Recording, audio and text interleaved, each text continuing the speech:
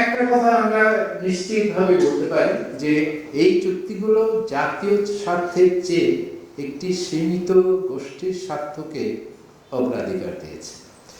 এখন এরপরে আমি আপনাদেরকে যে সমস্ত তথ্যগুলি দেব এই চুক্তিগুলো কার স্বার্থে হয়েছে, এগুলো অনেকটা ইশারার মতো, যেটা বুদ্ধিমানরা নিজেরাই বুঝে নেবেন।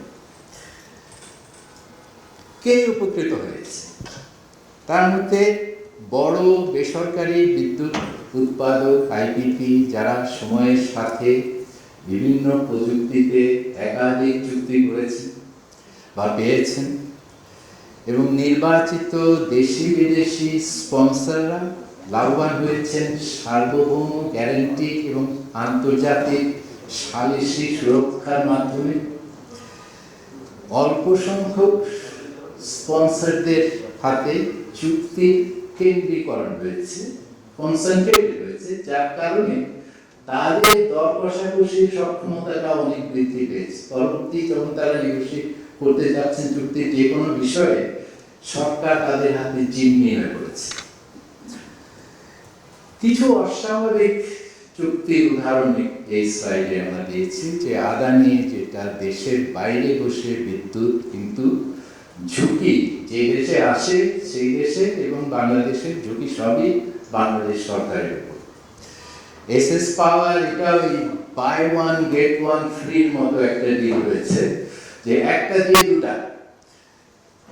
সামিট মেঘনা ঘাট গ্যাস শেষের পথে জেনেও, মানে যখন চুক্তিটা করা হচ্ছিল তখন জানা ছিল যে এখানে গ্যাস দেওয়া খুব কঠিন হবে, সেটা জেনেও এক জায়গায় একাধিক বড় কেন্দ্র করা হয়েছে।